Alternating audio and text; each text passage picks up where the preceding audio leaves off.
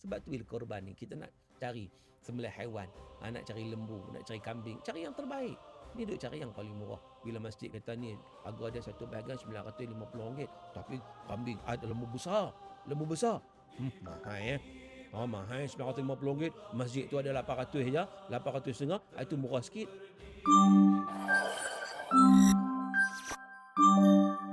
Saudara yang dirahmati Allah Subhanahu wa taala sekalian, alhamdulillah, syukur kita kepada Allah Subhanahu wa taala kerana dengan limpah dan kurnia daripada Allah kita diberi nikmat iman dan nikmat Islam. Kita dapat menghirup udara dalam suasana kita membesarkan Allah taala, kita menyatakan Allahu akbar, kita bertahmid dengan alhamdulillah, kita bertahlil dengan la ilaha illallah. Apatah lagi dalam suasana kita merayakan hari Korban pada kali ini.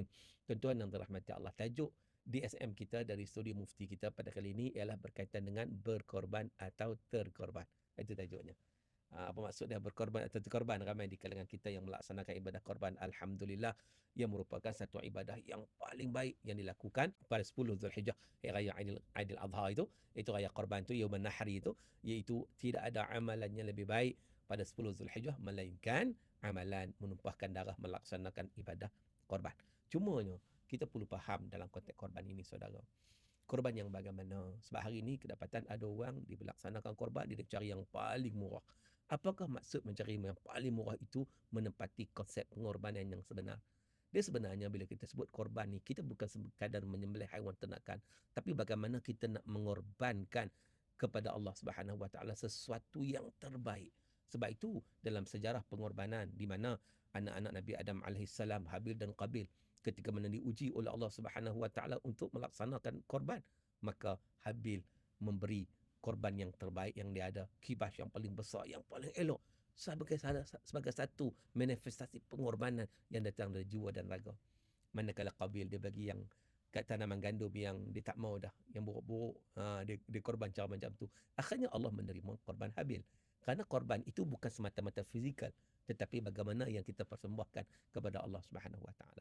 Sebab itu dalam Al-Quran surah Al-Hajj ayat 37, Allah Subhanahu Wa Taala menyatakan la yanalallaha luhumuha wala dima'uha walakin yanaluhu taqwa minkum, iaitu tidak sampai kepada Allah Subhanahu Wa Taala darah dan daging korban yang kamu sembelih itu. Macam golongan jahiliah, mereka sembelih korban, mereka sembelih binatang, maka ambil darah lumur pada berhala-berhala mereka, maka persembahkan daging. Allah Ta'ala tidak berhajat kepada semua perkara tersebut. Sedangkan daging-daging yang kita sembelih itu akan dimanfaatkan oleh fakir miskin, dimanfaatkan oleh peserta korban sendiri, dimanfaatkan oleh jiran tetangga, sahabat handai. Tetapi apa yang sampai kepada Allah, walakin yanaluhu taqwa minkum, yang sampai kepada Allah adalah sifat taqwa, keikhlasan yang sebenar-benarnya kepada Allah Subhanahu Wa Taala. Dan inilah sebenarnya manifestasi pengorbanan bila mana kita melaksanakan korban, bukan semata-mata sembilan haiwan, tetapi semangat pengorbanan yang ditunjukkan oleh Nabi Ibrahim dan juga Nabi Ismail alaihi wassalam, yang mana sanggup menyerahkan jiwa dan raga kepada Allah Subhanahu Wa Taala. Hasilnya apabila mereka melepasi ujian tersebut, Allah gantikan dengan kibas. Satu titik darah pun tidak mengalir daripada batang tengkuk atau leher Nabi Ismail alaihi salam. Tetapi apa yang telah wujud tentang bagaimana penyerahan diri yang total kepada Allah Subhanahu Wa Taala. Sebab itulah kalau kita lihat Al-Imam Al-Faqrul Razi, Al-Imam Ar-Razi dalam kitab tafsir beliau Tafsirul Kabir ataupun Mafatihul Ghaib, beliau menyatakan bahawa pengorbanan itu, laksanakan ibadah korban itu bukan semata-mata kita menyembelih haiwan ternakan, lembu, unta, kambing, kibas, biri-biri, tetapi bagaimana kita benar-benar berkorban kepada Allah Subhanahu Wa Taala dengan kita menyembelih sifat-sifat mazmumah yang dalam diri. Sebab Allah nak tengok benda itu. Allah nak tengok hati kita bersih. Kita menyerahkan diri kepada Allah Subhanahu Wa Taala. Allah Ta'ala tak tengok apa secara zahir yang kita laksanakan, tetapi walakin yanzur ila qulubikum, Allah melihat kepada hati kita yang ikhlas sungguh kepada Allah Ta'ala.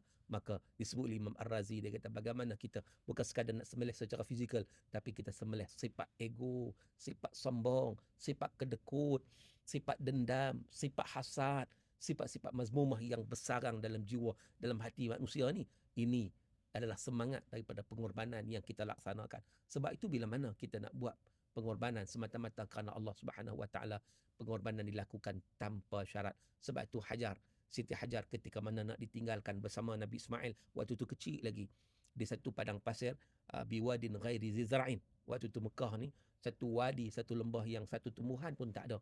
Memang kering kontang. tiba-tiba Nabi Ibrahim nak tinggal 2 beranak kat situ, nak balik. Apa soalan daripada Hajar? Soalan menyatakan bahawa Allah amaraka bihadza? Apakah ini merupakan perintah Allah? Apakah Allah yang suruh ni? Maka bila mana Nabi Ibrahim mengesahkan itu merupakan perintah Allah, wahyu Allah, apa kata Hajar? Dia kata, idzan la yudayyi'ana Allah. Kalaulah ini perintah Allah, Allah tak akan sia-siakan kami di sini. Baliklah dalam masalah. Kami tak risau, kami tak takut sebab pergantungan kami hanya kepada Allah Subhanahu Wa Taala. Pengorbanan dilakukan semata-mata kerana nak mematuhi perintah Allah Azza wa Jalla. Maka dengan sebab itu bila perintah berkorban itu ada simbol kepada pengorbanan. Sebab itu bila korban ni kita nak cari sembelih haiwan, nak cari lembu, nak cari kambing, cari yang terbaik. Ni duk cari yang paling murah. Bila masjid kata ni harga dia satu bahagian RM950, tapi kambing ada lembu besar.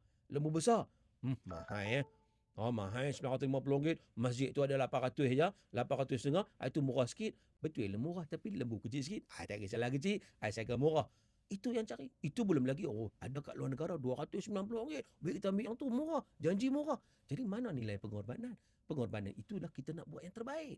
Dhahan Nabi SAW bikabshaini amlahaini aqranaini dhabahahuma biyadih sama wa kabbar. Nabi SAW dalam hadis yang sahih, Nabi menyembelih 2 ekor kibas yang besar, yang gemuk, yang berwarna putih, yang bertanduk, yang terbaik. Nabi SAW laksanakan korban, nak menunjukkan itu ciri-ciri pengorbanan yang dijelmakan melalui sembelihan korban yang terhasil daripada hati yang benar-benar berkorban untuk mencari redha Allah Subhanahu Wa Taala, bukan yang terkorban. Mudah-mudahan kita diterima di sisi Allah Subhanahu Wa Taala. Sekadar itu, wabillahi taufiq wal hidayah. Wassalamualaikum warahmatullahi wabarakatuh.